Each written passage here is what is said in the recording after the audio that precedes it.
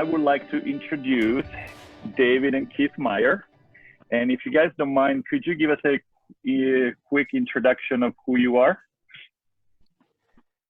Go on, David. Yeah. You first. Well, I always got told that. Beauty before age. First. Right. Well, there we go. I'm in. There you go. So I'm an ex-player. I retired quite young due to injury. 25. I had a hip surgery and was finished. I'd grown up around my dad, and he'll tell you his story, but I was very fortunate to have had those experiences around him coaching. And when I retired, in the lead up to that, I was already coaching. I was just finishing up on my UEFA B license at the time, and I went with the injury. Obviously, couldn't play. It was, what's next? Do I coach? What do I do? And as soon as I was able to, I started coaching. And to be honest, I've been pretty much full-time coaching now ever since I actually was able to after my injury. I'm almost finished with my UEFA A license. That actually should be done. It should have been done within the next month, but because of what's going on, that's probably not going to happen, unfortunately. But it'll get sorted, and looking forward to passing that. You're not gonna have to restart it, are you? I don't have to restart it. I'm just going to have to take the final assessment.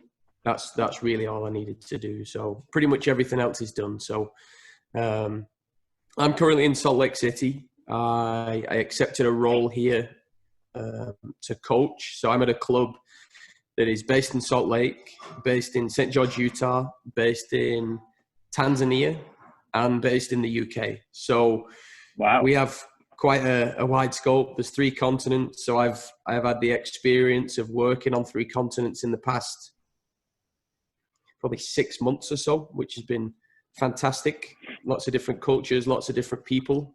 And then I'm sure we'll touch on it too. We released a book in November 27th, 2019. So it's just gone 5 months.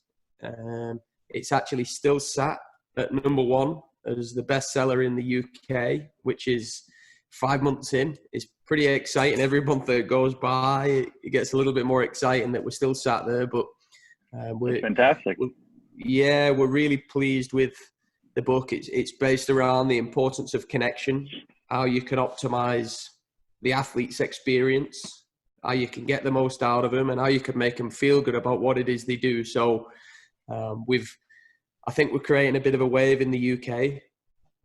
I know over the past month it's picking up more and more, and we're getting a lot of people reach out to us and talk about the book and say that it's affected them and they're really enjoying it. And it's just amazing that we're adding value to people's lives and hopefully adding value to the athletes, because we feel that the book, if it helps the coaches, it in turn will help the athletes, and long may it continue. I think it does. I haven't finished it yet, but I really, really love it so far. And I know there was a lot of stuff I wanted to talk about from the book.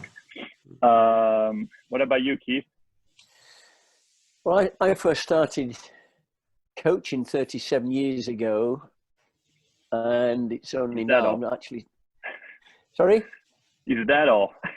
Well, I started coaching. I actually don't know how good I was, and I still don't know how good I am. But I think most recently I'm getting to understand a little bit more about, the importance of connecting with players and athletes and making them feel important. Well, that's important, of course. But it's actually how can we enhance and enrich the coach's life, and what added value can we help for them and can we bring to their life.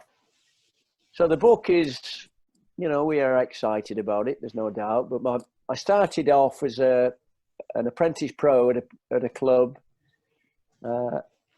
called Bolton Wanderers. I didn't make any money out of the game. I then moved from there and turned professional as a soccer player. and got injured. And David's already mentioned it. There's no money made from my perspective.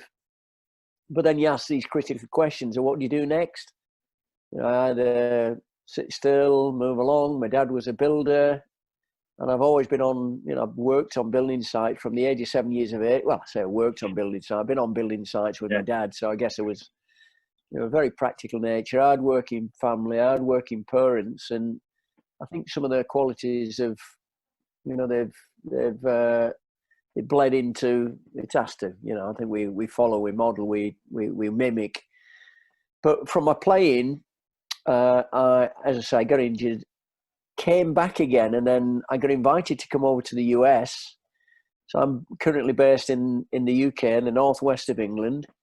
But in 1981, I got a scholarship in New Jersey at a junior college called Mercer County Community College, near Trenton. And what an experience that was for me. In 1982, sure. Yeah, it was brilliant. I mean, it was a fantastic. I mean, we had a right eclectic mix of players, particularly in 1982, where we had an English coach called Derek Travis, and God rest his soul, he passed away some years ago, but he influenced my life in such a profound way. But in 82, we won the national championships with players from the US, from around Europe, from South America. It was a you know, band of interesting players, there's no doubt. So from that, I then got invited. I got a scholarship to go to a 4-year college called Rutgers University, and the head coach back then was a guy called was a guy called Bob Riasso, who we are still extremely friendly with to this day. And again, the connection that I have and had with Bob back then, he's now continuing with my son David. So I then went back to the UK, came home, and then started doing my coaching. And I was very fortunate to cut my teeth into the coaching field, following and adopting and adapting. And, you know, I always thought I had a big ego, and I thought I knew everything until you meet these people who've got masses of experiences, and I'm sure you can share. I think we've all got those, haven't we? But I was fortunate where I worked hard. I was as one of the youngest in England to attain what was called the full badge. It's now the UEFA license, and I got there I failed it in 84. But my learning experiences from that, from the failure and the feedback that I got from it, you know, it spurred me on to, this is something I'm wanting and I'm going for. So it didn't make me any more special than anybody else. I just worked hard, and in 85 I passed that. And what coaching has done for my life is it's taken me, like it is with David, around the world. I've been fortunate to travel with Manchester United first team. Nothing at all to do with the first team, by the way, but I went on the first team tour to China in 2012, I believe. Well, it was 2012. It was to Durban, South Africa. We went to Cape Town and then moved over to Shanghai, and I also so that was a super experience for me. So I've coached in China and been to South America with the England. I was interim head coach of one of the England teams, working with the cerebral palsy group. Been to Australia. I've travelled extensively, and they've been fantastic learning experiences. So it's certainly enriched my life as football. Currently, I work at Liverpool Football Academy as a part-time coach, and I worked at Nottingham Forest prior to that, and Leeds prior to that. So, yeah, we're very fortunate. Both David and I are on a similar path. What now links it together and dovetails it quite nicely is we're now working together, and that excites me because I couldn't have a better working partner. He's a terrific young lad. They're a terrific young man, and really proud.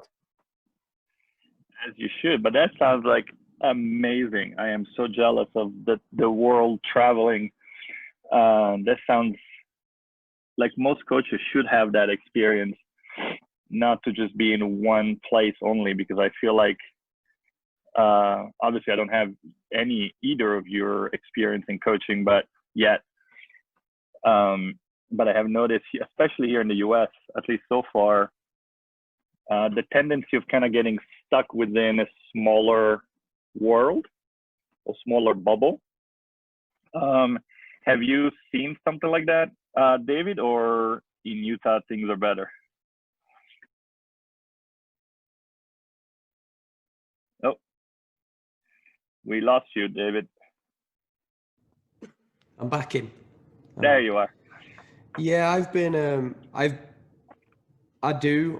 very fortunate that I've coached on 4 continents in, I think, 5 different countries, with all different types of people, all different types of culture. I've coached in countries where they don't speak the language at all. They don't speak any English whatsoever, and I've had to learn and adapt and be creative and evolve as a coach. And I think it's really important. I think it's something that I would highly recommend people to do, because you get to see what's outside of what it is you're currently doing. It's not to say that if you stay in one place, you're not going to be exceptional at what you do, but being able to experience different cultures, being able to deliver in different places to different types of people, it certainly helped me grow. And the people that I know that have done the same, my dad being one, I've had very, very similar experiences, and I've had a lot of growth and also been pushed outside of that comfort zone, because I've been times I've delivered and been uncomfortable, and I've had to change and adapt what I do to make sure that I'm being effective and actually delivering a good session for the kids and actually helping the players. So, Utah is, I've only been here. I got a big visa here in November 2019. I actually got the visa accepted the day that we completed the book, which was a bit uncanny, really. It was a good day. So good day for you. What a day. I was in Starbucks just finishing up, and as I got finished, I got the text saying that it had been approved. So I haven't been here long. So I've not been here long enough really to comment. All I know is my job and my role here is to make for a better experience for the players and the coaches that I work with. And that's what I'm setting out to do. That's my goal. That's my aim. And wherever I go, that is what my aim will be. Yeah, that's my favorite thing about working on this movie so far, is to be able to expand what I know, to expand my horizon and to see what's out there, and to have an understanding of how every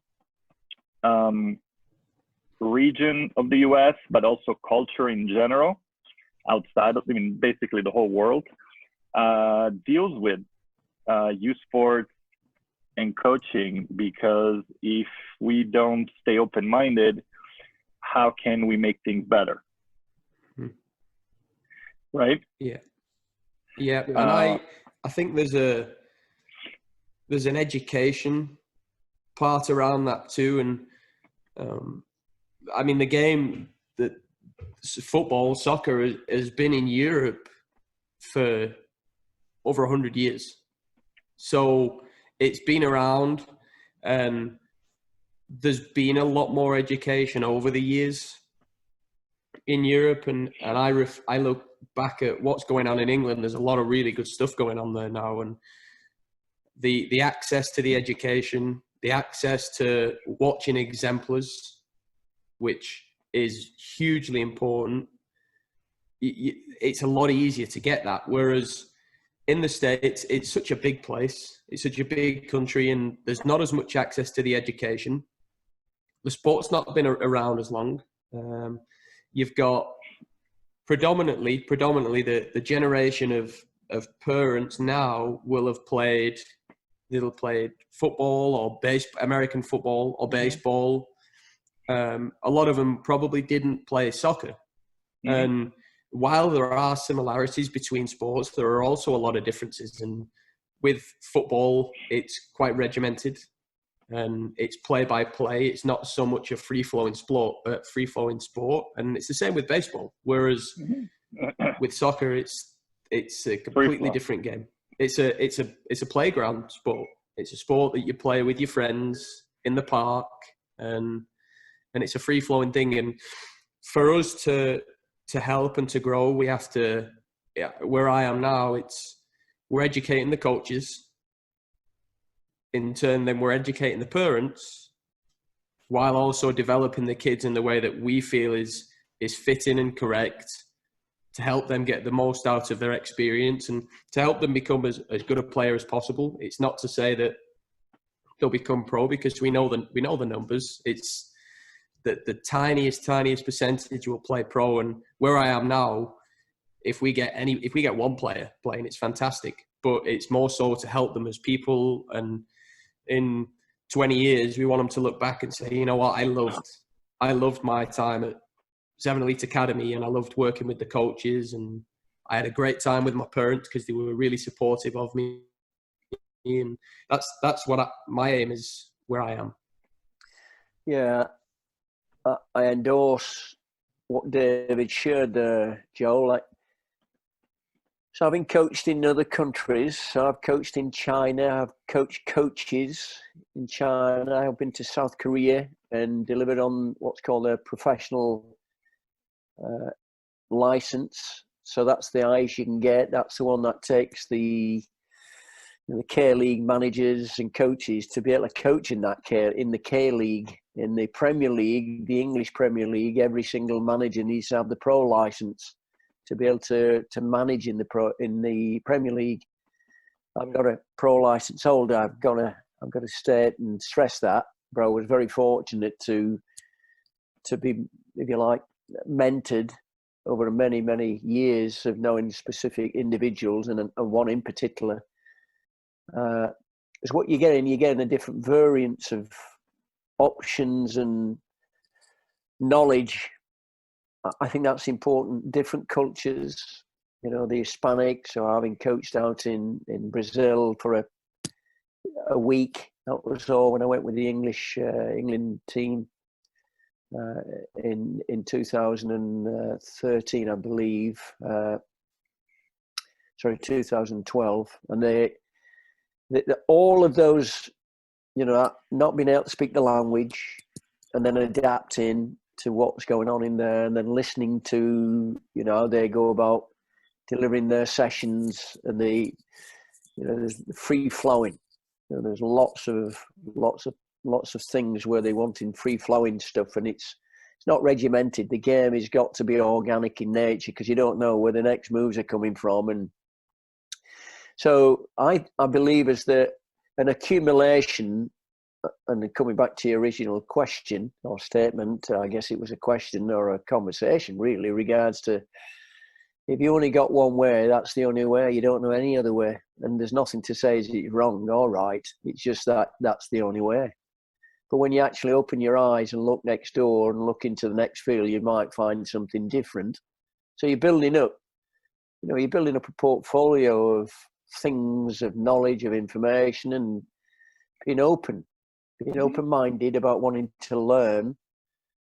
We don't have to accept everything, but I think it's being receptive to what else is out there, and being very curious around it, because there's loads of things that you can think about that is right in your own particular mind, in your own head. But I think the model over in the US, having been going to the States since 1981, and not to this current day because we can't travel, but it's a paying model over in Europe. Certainly where I work, players don't pay. We don't have that. We don't have their issue. And I think that wanting to win mentality changes development. It changes the scope depending on the strength of a coach. When he's being paid by the parents, and the parents are telling him that my son's not playing, puts slightly different pressures. And so it's a completely different model. You've got over in the US. Look, it's a massive continent in itself. So on the East Coast, you've got decent weather. You've got nice weather where you are in Las Vegas. Now you go over to the East Coast at certain parts of the year, and you've got different weathers. It's a different weather altogether. So development is very, very different. And to be able to Lake City. Also Lake City. When it's snowing from November to April. Yeah. You love it. It's a great point, though. I think it is a great point. Yes, for sure. I've touched on that, and we've spoke about it. So, Joel, you're in Vegas. You're not hampered by snow, by the cold. So we've been to, when I say we, the club, we've had tournaments in Vegas in January, and you have access to outdoor fields year round, pretty much. Whereas here, we could have had 1.5 foot of snow outside, and then we drive down to, we've not played and trained outside for 3 months, and then we come and play on the grass. And look, that it is what it is. I think there is obviously a reason why some states create better players, or not say better players, more players, is because they have more access to stuff. We're very lucky that we have an indoor facility, so we train year round. But in the UK and in a lot of Europe, we're not really hindered by weather. Yeah, in the UK, we might have games cancelled because of rain, but the academies, they'll play year round because the pitches are like bowling greens, and the play, if it rains, they can play on AstroTurf too. And obviously the rest of Europe, your bigger countries, your Spain, your France, Italy, Germany, Portugal, and then you go to South America, they're not hampered by weather either. They have access to fields and being outdoors, and it's a huge benefit. But you either complain about it and say, well, we can't create players because it snows here, or you find a different way. And you're going to find a different way. That's the only way it's going to work. Yes, but sorry. Allergies are killing me this last few days. Sorry. What was I going to say? Everything that you're saying rings so true, because, being from Italy myself, and I actually recently had the opportunity to speak to a few coaches from AC Milan in the youth system, in the youth academy. And they were saying a lot of the things that you guys are saying, and how they're, just because you're not being paid from parents makes an enormous difference, and takes, of course, every coach has pressure, but their pressure is different than what we have here in the US, because like your dad said, my son is now playing, I'm not going to pay you my whatever. So you feel like, okay, crap, I have to play Johnny, because if not, I'm not going to get paid. While when you coach in Europe, for the most part, the club pays your fees. So you don't have that kind of pressure. And I can't speak for every single academy in the world, obviously. But also the concept of an academy is more centered toward development versus the pay-for-play model here in the US. When I was talking to the coaches at Milan, they were telling me how important it is for them to look at the player that's going to fit their culture, is going to be able to play, not in the first team, we're talking about, 9, 10, 12, whatever, and make sure that the parents are okay with it, make sure that the kid goes to school, make sure that the kid is protected, make sure and I'm sure that's true at all big clubs, and I'm sure small clubs too. While here, there isn't, at least I don't see yet, that type of protecting the children, helping the children, making sure the children can can be just focusing on schooling and on playing instead of have to worry about all these external stuff. Because we don't have the same, you work through the system at Liverpool or at Milan or at Chelsea or wherever, and eventually you may or may not be on the first team. Well, here every club is different. So you work at Club A, well, you could end up being 18 years old, but there's no first team. Unless you do go to a MLS or you obviously go to Europe.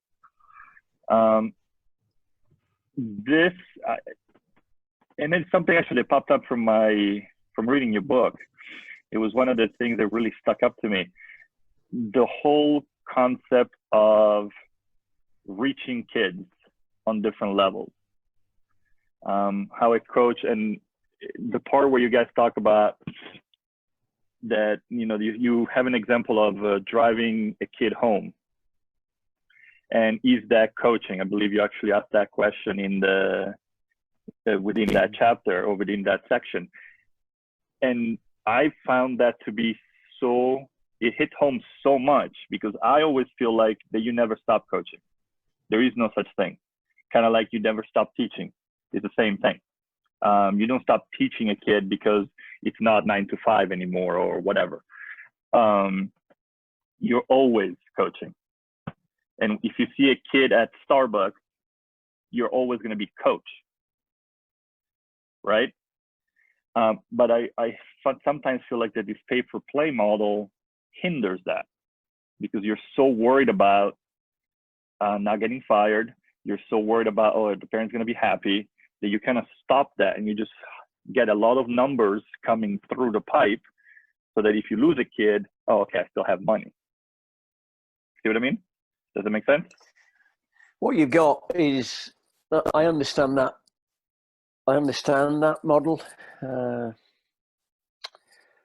It's like anything in life. It's like playing soccer or American football or baseball. If you play something without any rules, who's going to make the rules up? So when you say the ball's gone out and there's no rules or there's no lines, there's no lines. So who's to say is it's right or wrong?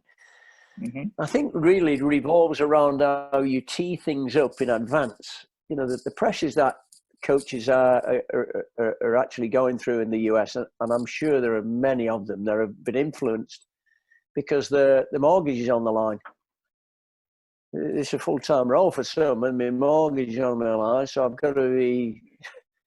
It's either I'll comply with what you're saying, Mr. Parent or Mrs. Parent or whoever's paying, because if I disagree with you, I'm likely to be booted off the team or booted away, and I've lost my salary. But I think it's about the values that you hold deep down and the way that you conduct yourself around the teams, around the players, is important. It's how you tee it up.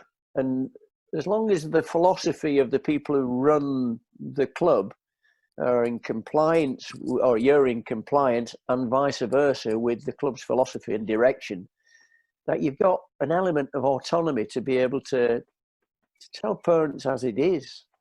And we're not talking about confrontation. We're actually telling them what the rules of engagement are before we actually start kicking the ball. Because unless we do, then the inmates are starting to run the asylum. And that must be the case for many coaches who'll be thinking, what have I got myself involved with here? And I think it's important that, I call them ugly conversations at the beginning. If you're going into contracts or you're going into dealing with a parent or parents, those are ugly conversations at the beginning, because you're telling them exactly what it is. This is how I operate. This is if this happens. You're coming up with your ground rules. This is it. This is the club's philosophy. If you don't agree with things, I am not going to discuss things with you for 24, 48 hours. Do we agree with that? Mm-hmm. Rather than having a them versus us, it's not. They're all part of it. They're all part of the team. The parents aren't an independent body that just travels little Johnny, little Sarah to a team or to a match. You've got to invite them in, and if you've got to get it compliant, you've got to get that non-contractual compliance right at the beginning, and let it be known what it is you do. Let it be known how you will operate, and let it be known how you will deal with situations if they step out of line, and equally whether the players step out of line. And if you get agreement, well, you've had the agreement. Now, I know humans being humans, when I bring off little Johnny, little Sarah, and we've agreed at the beginning that they're not going to like it, and they'll come and confront. But at least you've told them at the beginning what those rules are and the implications, and what the what are the circumstances. This is how we'll deal with it, and this is how we'll approach it. And I think if you got open dialogue with them, but I think it revolves massively about educating the coaches on how to work with parents. 1, 2, educating the coaches on how to actually coach. That's another thing, because educating on whether we want to be a performance coach, developing players, in other words, or you want to become a result-based coach. And we all want wins. Look, we're not going to sit here and say that results are not important. They are.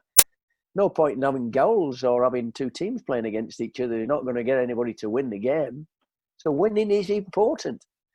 I think the importance is the overemphasis and lack of education. Some of the nuggetheads that I've seen and heard of in the States, I find it, somebody running up and down the touchline with a flag when the team scored, and it's like the 12th, 13th goal that they've scored, and they're battering the opposition, and they still get that nuggethead down the touchline as though it's like it's like a World Cup final, and they're not playing a decent team. I just think it's disrespectful. I just can't get my head around that. But I get that. I guess that might be a cultural thing. I couldn't imagine what would happen if that happened over here. Well, I could imagine what would happen if that started to occur over here. I don't get that part of it, and I've heard of it. I've not seen it, but I've heard of that, and I just don't think that's. I think we're talking about kids that are more than likely not going to be professional footballers here, and beating teams heavily. What does that do to the opposition? How does that make them feel? You pummel the life out of a team, and then you're running up and down touchlines, or even the team that's playing against them. I just don't understand that. But I guess I don't need to. It's not something that I live with on a regular basis. But I do know it occurs, and I know it's not conducive to actually get that retention. I think what it does, it helps to take players further away, and the attrition rate within the game is high. You mentioned it. Very high, because the one huge advantage that you obviously have in South America and Europe is that if you're anywhere decent, and I'm not saying that you're going to be Messi or Ronaldo, but if you're anywhere decent, you will have a top club to bring you into their academy, whatever that may be. And then let's see, hopefully for you, you'll make it somewhere. While here, because we don't have that access, even if you are, there's a lot of parents who rather your kid be really good in a small pond, but then they don't want to further that education for their children. So it's almost like it's about them. I'm popular here, my kid is doing so good, so I am good, as a parent. And that's why one of the main reasons we're making this film is to move that away from that. It cannot be about the parent. It can't be about their ego. It has to be about the children, and do the best we can, whatever that is and whatever that looks like for them, whether it is to play for Liverpool or it is to go and work as a general manager at McDonald's and anywhere in between. Because like you guys mentioned a lot in the book, but that's been part of what I want to do in the movie, is what a coach and new sports can do to a kid is long lasting. Life skills are long lasting.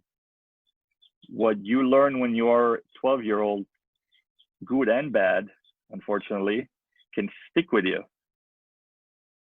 You know, while it can build your confidence, it can help you grow, it can also hurt you.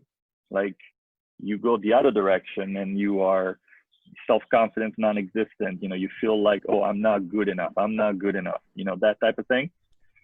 How do you see that change in the future, or do you think that's possible to change that? While I have to plug my computer. I think there's no doubt it's possible to change it, but it's going to take a lot, and it's going to take a lot of people on the same page, educating and really understanding what it is they're doing. And you touched on the language and the way that people speak to the kids. If and look, the parents, I'm yet to find a parent that has a kid that's actually saying stuff to the kid with the intention of harming them or of making them feel bad about it. And but they just don't understand that if I keep shouting at you and telling you that you're rubbish, or I keep telling you that you're, and it goes many different ways. And that humans are only born with two fears. They're born with the fear of falling and the fear of noise. They don't have any other fears when they're first born. And fear is a good thing, which is why if a baby walks towards a fire and the parent screams, there's then a stimulus response that the baby gets startled. They realize that they associate fire with noise. They don't like it. They then get scared of the fire. And it also, so there's good fear. That's a good fear. But you hear parents, you'll have the kid next to him and they may say, the she's very shy. My kid's very shy. They don't like speaking to anybody. And the kids aren't born shy. They don't get born shy or not wanting to speak to people. They get brought up in that environment and told that they're shy. I wasn't shy when I was a kid because I was never told I was shy. I was always told, and not told, but introduced as someone that would be interactive, and I was. That's how it worked. And a lot of people don't realize that the way that they say things and what they say to people has a direct impact. And unless you have somebody, a child that's a polarity responder who basically just goes against the norm. So you tell me I'm shy, I'm just going to be the noisiest kid in the room. Unless they're like that, they will generally listen to what's being said to them. And until people are educated around that and understand that what they say, how they say, the way they act, the way they behave has direct impacts, things won't change. And there's a lot of education. And where I am, it's a process. It's going to take time, but we're already implementing things where we believe we're making a difference. But this is one small place where I am, where if we have 2,000 kids, it's a drop in the ocean across the States. And it's a drop in the ocean across the world, because this happens I've seen it happen in the UK. I've seen it happen all over the world. And it's an education thing. Will we get everybody on the same page? No, we won't, because people have their own opinions about stuff, and that's fine. But we want that positive experience. And well, I love that, because that reminds me of, so far, like I said, I'm about a little more than halfway through. My favorite part of your book, which, by the way, here it is for everybody, which is when you tell that story, I think, and I'm just going to read a quick paragraph of it, if you don't mind, so everybody understands what I'm talking about. It's from when you tell the story about that kid on your team that was quote unquote shy or didn't speak a lot, was mostly quiet. and how do we connect differently with each kid on a team. And there is no such thing as a one size fits all, and there shouldn't be a one size fits all, because every kid is different, just like every adult is different. I mean, I'm sure that Klopp doesn't speak the same way to Mo Salah as he does to Allison. You know what I mean? And not because one is better than the other, just because they're two different human beings. And what I really like about your book so far, and I'm not just saying this because I'm talking to you two, is because it fits a lot of what I try to do myself. And of course, I wish I can say I'm always successful, but I'm not. But they're not just players, they're humans. You know, at 9 and 10-year-olds, they're little humans. And at the Mo Salah level, they're bigger humans. But I just wanted to read this one part because I've reread it so many times. It's like I read keep reading your book, and then I go back to this one for some reason. I don't know why it really stuck with me. But I just want everybody to understand what I'm saying. And you say, just because somebody may be silent does not mean we have to invade their world and tell them they need to speak and be louder, which in my mind, way too many coaches do that. By no means am I saying we don't want to develop them, but we need to be more sensitive as coaches to this. Do we have to force athletes to do something they aren't comfortable with? What can we do to help the athlete, rather than force issues? And that is my biggest pet peeve.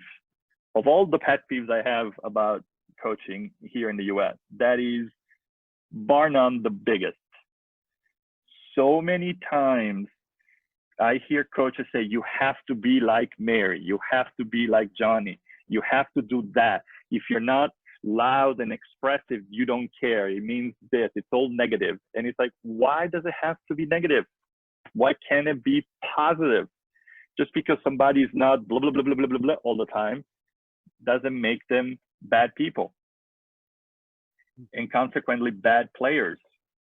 I just really want to see more of that, more connections like that, where we accept who we have on the team. You said that earlier. It's like, you know, you're in a new club, you have to see who you have, and you're going to do the best you can to educate all of them. Right? What we are, Joel, is, we're conditioned animals. That's what we are. You start to believe what you're told, and you believe that over a period of time. So all we have when we're born with a small piece of matter that from inception through to death goes everywhere with us. Everything that we do, it's an untapped, we don't know how it operates, we just know that it does, and it's called the human brain. And the ability for that to learn, unlearn, and relearn is immense. The qualities of people that actually help to influence our lives is down to their beliefs and how we need to be treated. We're not saying it's wrong or right what people are doing. What we're saying is this is how it operates. You know, if you communicate negatively to somebody over a period of time, it's going to be extremely difficult for them to actually work their way out, because they're constantly being suppressed. So if you're being suppressed because you're told you can't, or you've got to compare yourself with X, when in actual fact we're completely different, and it's a concern. Because what goes on is, if you get two physicians, or we only need to look at our current situation. We're in uncharted territory at the moment with the coronavirus. And you've got specialists that have been to the same institutions. They went to the same universities, same colleges, the same time, and they can't agree with it. But yet they've been given the same education. They come out with the same master's degree or a doctorate or PhD, whatever, same qualification. So if that is the case, how come they then branch off? And it's because they're independent, they're individual. We're all different. We're uniquely different. And I think that, you know, from the coach's perspective, let's strip it back. The coaches, if they don't have any clarity about what it is they're intending to do, the players are not. So what we will do is we'll try to give a player, or we'll shout at a player, or, and I've heard it, Johnny, you didn't do, Johnny, you give the ball away. Come on, Johnny. You know, Johnny doesn't know any different. What we're going to do is replace what he didn't do with something that's of greater importance for Johnny. And if you, as the coach, you're going to lambast a player or shout at a player, and you don't have an answer for it just for the sake of shouting, shut up, because you're just a distraction to that person's development. So silence is it's the silence between the notes, where you can actually silence between the notes. Just be quiet, unless you've got something of a productive nature to help develop that player. Why open your mouth? Are you saying it because you've heard other coaches do it, and the parents want you to do that? Shouting yes, it is.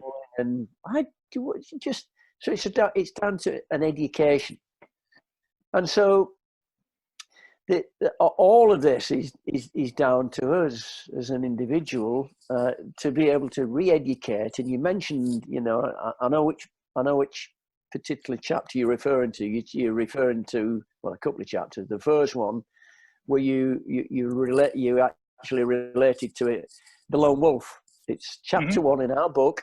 Yeah. And that was an experience that it's a case study that I undertook some years ago, working with a player that came from a different culture, a completely different background, where if I'm looking at you, I want you, it's that you look at me in the eye, coach led, and that's where I wanted. And this player he wasn't showing that level of respect that I felt we needed as coaches. And in actual fact, when you get to know the player a little bit more, and that's what the book goes into. It goes into a little bit of depth and shares some experiences, not just from us, but from 12 other field experts. So it's not just our experience. They're all coming around with some commonality, and you think, well, if they're getting it right, surely there's something that we're not doing. And having worked with this young lad, I found out that culturally it's against his culture to look me in the eye. It's a sign of disrespect. And now for me to break that code, that internal code that he has with his culture, his family, his father, I want him to, when players are silent, they're silent for reasons. It's either they're intimidated, it's just the way they are, or they don't feel comfortable in what the setting at the moment. They actually might be silent, but very much learning and taking information on and taking it on a level that we don't even think about. And a case in point was many years ago, I took David, I took him out of school. I took him out of school to go to an event that I was involved in. So he's still in school. He's in primary school, which I think is called slightly different over in the US. Is it elementary school, David? Yeah. So it's an elementary school. I've taken him out of school, and I've taken him to an event where there's some highly intelligent bodies there, and I'm thinking it'd be a great experience for him just to be present, because I think that out of school experiences where we feel as parents will enrich their life and empower them and take them on to is also part of coaching and of teaching. Don't know what they're going to learn, but neither do the teachers. They're very prescriptive, and that prescription at times takes away creativity. And I'm not saying there are any bad teachers out there. I'm not calling the teaching profession No. At all. I just want to share with your listeners, or in this particular conversation, of what my experience was at that time, that's all we do when we're working with players or working with people. We're working with them, and we don't really know what they're going to be learning. All we're doing is it's only our understanding. We're working in that moment in space, in time, with that player or players. So I took him out of school, and I'm traveling back in my car, and I'm annoyed with David because all he's been doing all day pretty much is doodle-arting. I'm thinking, why don't you ask a question? And I think he was only maybe 8, maybe not, no, probably about 9, in between 9 and 10 years of age. And then on the way back, he starts asking me questions. What did he mean by that? What he'd been doing is doodle-arting. and the doodle art in it'd be like a picture board, and I thought, crikey, I couldn't wait to get in the car to give him a roasting. And in actual fact, he was sharing with me. And so we never really know what people are learning. And what we've got to do is give them their space. We don't have to fix. We don't have to go out because people are quiet and not they're different to us, Joe. We don't have to fix them. What we've got to do is get to understand them. And if we get to understand them, then we can go, do I need to intervene? What can I provide them with? And equally, and in this case, chapter 1 of a book, God, blimey, you got a young lad, and I didn't know. I've been coaching at that point, a long time, over 3 decades. That young boy was teaching me something. I call it the hidden school. I had no idea what was taking place other than it was an experience. And your experiences only come through, you can only call it an experience after you've actually gone through it. But I didn't know on the journey that I was on, this young boy was teaching me a lesson about how I need to look after and be more tuned in, situationally tuned in to other aspects, other players, other athletes that might have a difference to ourselves. Because we actually coach, because it's our characteristic. What we've got to do is be a chameleon. I've got to adjust to them, not them adjust to us. Maybe I've just got to be a little bit more flexible in how we operate. Otherwise, we just take players away. We frighten the life out of them because you're constantly shouting at them. We've lost them. They've gone out the game. And it's a shame. There's a lot of it. And your example is the perfect example of what I see on the field too often. I saw with my daughter's team way too much, where you have some girls, because they were all 8 and 9, and the coach would say, whatever. Nothing intelligent, because he was one of the worst coaches I've ever seen in my life, because he only cared about himself, and that he had no interest in getting better, and it was all about what the girls could do for him. He actually told the girls when they lost a final or something, I don't know, he said to them, I am so disappointed in you because you're the first team that lost me the championship. And my daughter came home crying. I can't believe we did that to coach. We disappointed coach. And I'm thinking in my head, and then I told her, of course, like, whoa. He didn't play. It's not his anything. It's yours. It's your experience, and he just robbed you of it.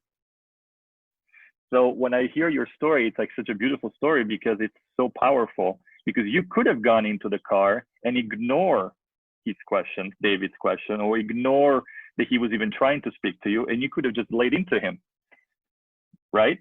Just because you were sad, he didn't listen, David is a bad kid, blah, blah, blah, right? You could have taken it that way, but you didn't. You listened, you heard him. And so many coaches, I think today, don't hear or listen their players. They have something in their mind. Oh, he messed up a pass, or she messed up a pass. Okay, I'm going to bench you now. You suck. You're terrible. You're horrible. You don't listen to me. You don't care. You don't work hard enough, or whatever silly statement like that. Listening and hearing are very important traits in general. And we all are guilty of not doing a great job of it sometimes. But we really need to do a better job of listening to the kids, because they're telling us everything we need to know about them. They're telling us this, you by listening, were able to tell that David, that's how David focuses. That's how he probably took notes, in a sense, if you will. And kids do. I see it with my son all the time. He never says anything. And then he comes up and 2 weeks later, he says something. And I'm like, whoa, where did that come from? Yeah. Well, see, I mean, this is an interesting conversation, and we can go on, we can go on and on and on.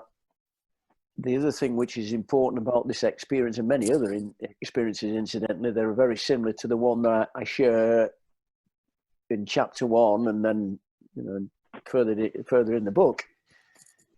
But because players may not engage with us, and you ask them questions and they seem to be a little bit intimidated by it, you just got to look yourself in the mirror, coach, because you might be intimidating them. You might be. And if that's your quest and that's your target, that's what you're going to do, well done for being a bully. That's great on you, frightening the life out of young kids. And I just deplore anything like that. If you're bullying kids, and there's lots of it, you know, there's times where they do need to be stood up. I'm referring to players where, you know, you show a level of respect and you got to ensure you get that. But you got to earn it. You don't do it through putting the fear in them, because otherwise that is a form of bullying. And I think that's a welfare issue. And if parents address you and try to challenge you on it, you deserve it, because it's not right. It's just, you don't treat human beings with. We're talking about young adults, young kids who are feared, and that and coming back to what we said earlier, it conditions them. They become a preconditioned animal. And so getting to know the players, if you can get more from them if you invite them into the party. You know, it's not your party, coach, it's our party. So if they're not engaging by talking to you, and this particular player didn't do any of that, and it'll come out in the book for those that want to go out and buy it, but what you can do is, if you're not going to talk to you, can you engage them in it? Can you actually draw out from a different way and be more creative? I know you do that. And the thing that I did with him is asking, I know we're fortunate, is, can you write? Yes. I didn't know that. I didn't know the answer to that until I asked the question. Can you now write for me what you enjoy about playing football? Can you? And over, you know, many months, it was a matter of finding out. Can you write down what it is you think I can do or we can do to help you? All I'm looking at is I ain't bothered about him shouting and bawling all over the pitch, because I hear this so many times. And for anybody listening to this, please listen to me. We want all our athletes to shout and bawl, and they're not talking. I'm not saying they don't have, they need to in a sport, in a particular team sports. But the way they're actually young players developing confidence, and they've got so much going in their head of being able, in soccer particularly, controlling the ball. They might never shut up when they're in the car or in the dressing rooms. They might never shut up, but when you get on a football pitch or a soccer field or any team sport, and you want them to, they're thinking about, they're registering, trying to register a ball coming into them, watching the flight. I pass it to you, Joel, and then you want me to talk to you. Shout a name, or why? Why do we actually force the issue? I just don't get it, because if the action is appropriate and the outcome is a favourable one, well, that's it. There are players that have playing the Premier League. No, they're playing the Premier League. And I don't know them personally, but they are the quietest person on the pitch.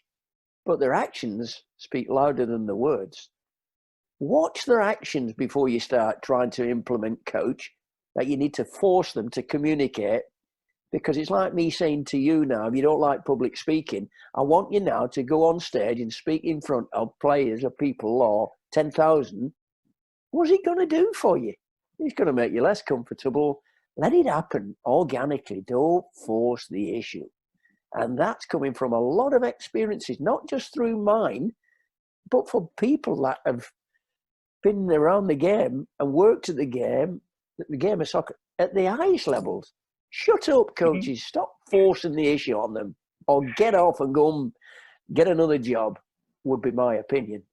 And I feel strongly about it. So we make them feel less comfortable.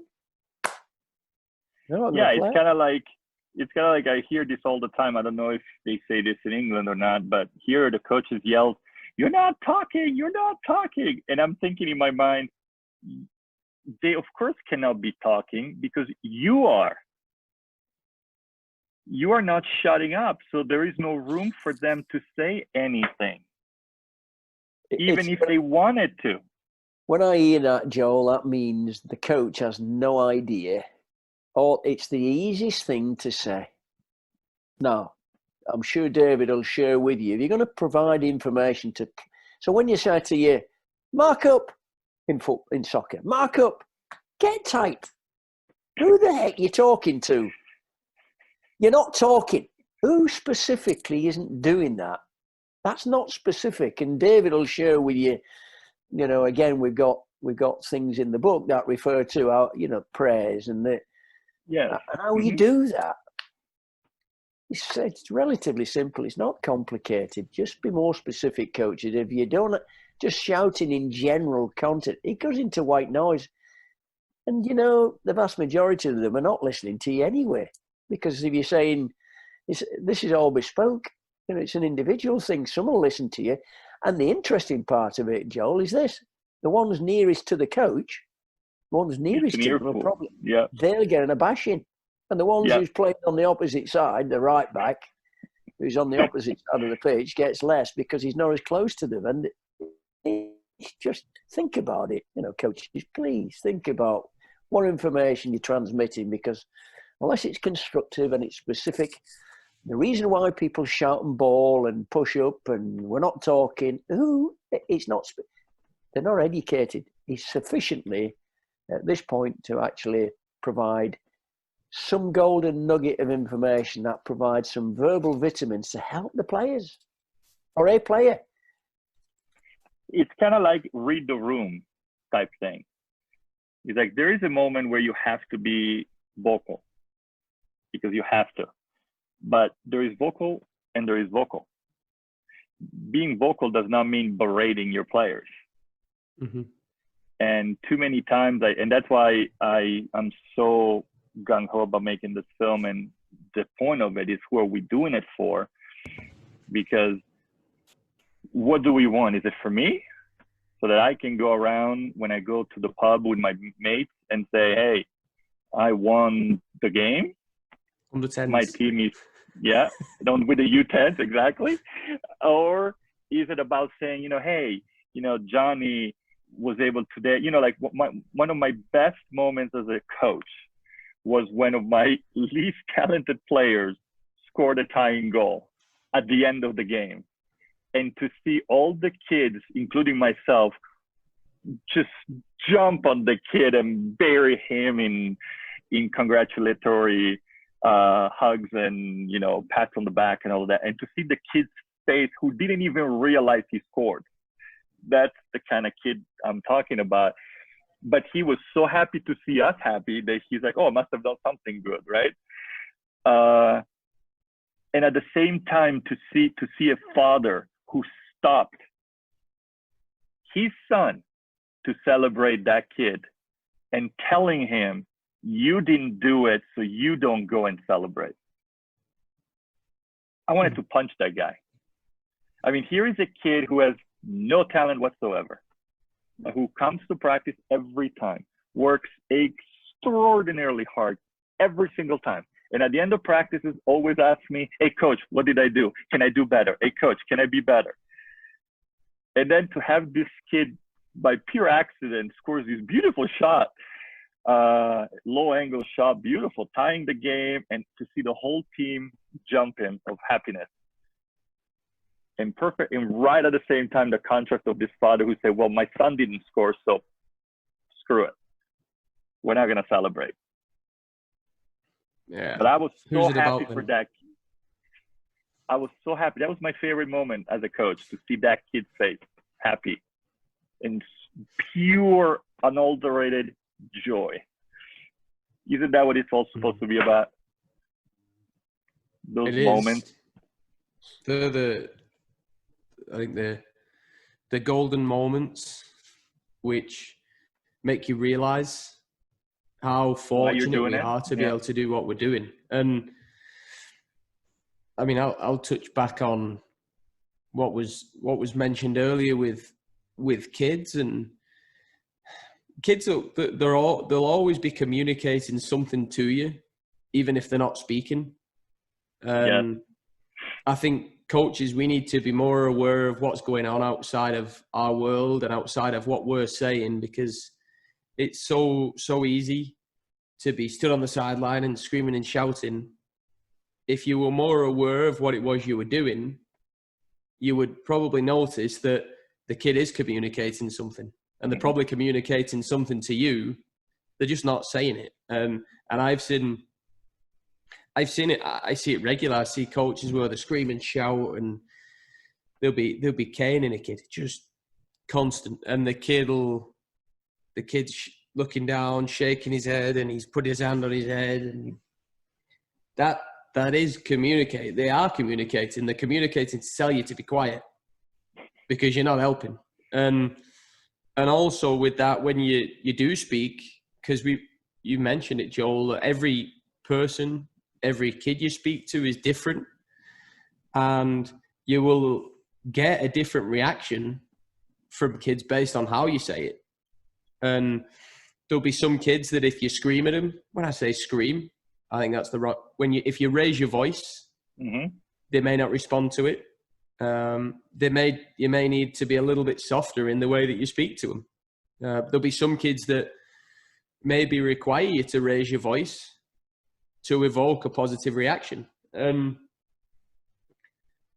It's incredibly important to know, and it's incredibly important that coaches are aware of that, as opposed to just having that one tempo scream, or on the flip side, that one tempo mundane no reaction.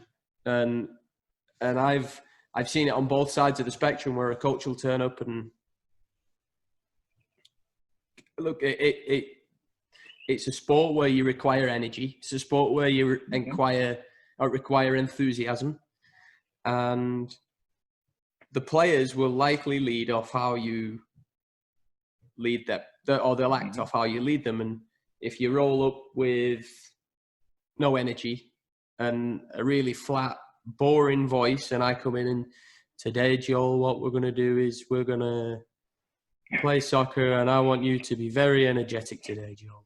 And you're at the back of the group falling asleep, and I'm expecting you, and then 10 minutes down the line, I'm screaming and shouting at you because you're not being energetic. Well, who do we look at? For me, the coach is the person that drives the energy. They drive the enthusiasm, and you have to bring that in your voice and the way that you act. And you can help dictate the way that's driven. I think that's the perfect place to end, because I know that we can go on talking for another couple hours, but I know you guys have somewhere else to go. So I wanted to thank you both for your time. And I know this is going to be just one of many other talks we'll have, and I can't wait to be able to film and, interview you guys in person. Is there anywhere that you can be reached that you may want if people want to talk to you guys or reach out to you guys? Is there a place they can do it? Go on, David. So Twitter. So my handle, I think it's handle. Yeah. Twitter handle is DJ Meyer 3. My dad's is Keith Meyer 5. And then we have just released, we've not released the first podcast yet, but we've just released that we're doing a podcast. We've already held a few interviews already that'll be coming out. So that is Gold Dust Podcast on Twitter as well. So that'll be coming out on all podcast platforms very soon, which we're excited. But if anybody has any questions, if anybody would like to chat, we would be more than happy to entertain that and to share with people. And we're looking forward, hopefully, Joel, if we can do the filming in Vegas in January or February when it's snowy everywhere else, that would be best. That'd be great if we can. Are you going to bring us over, Joel? Joel. So when it's battering it down over here in England, when we can fly over to, I'll go with that. That'll be okay. I've never been to Vegas. One of the places I've never been to yet. Well, next time you go see David in Salt Lake, we need to bring you over here so we can have a good chat. Yeah, well, yes, we look forward to that. The one thing that we also have is we've got a website now. Off the back of the success of the book, we got it's called goldustmentoring.com. Okay. goldustmentoring.com, and on that, we can do remote mentoring for coaches and coach education, of which I've done many years of that, and it's just their way. That's all. It's not the only way. And what we shared today with you is just their way. It's the thoughts, opinions, but solid beliefs. How we believe players and people need to be respected, and because we deserve the right to.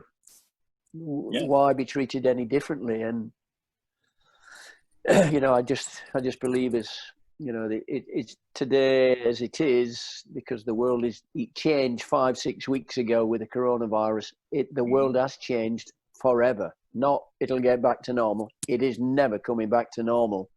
So now is a great time, in some very challenging situations that people have found themselves in, to either live there or do something about it. And so hopefully, what you're doing and many other people, I'm sure the contributors who feature within your film or your documentary will benefit massively from this journey. And, we wish you every success with it. And thank you for giving us this opportunity to be on this platform, because I didn't know we were going to be filmed today. You've thrown this one on me. Yeah. No worries. Well, thank you. I really appreciate it. And I'm sure we'll stay in touch because I love talking to you guys. So best of luck the rest of the day. Enjoy your new podcast. Can't wait to hear it. So I'm definitely going to be listening soon. So enjoy it. Talk to you guys soon. Take care, Thanks, Joel. Joel. Thank you. Stay safe. Take care. Bye. Have a great day. Bye-bye now.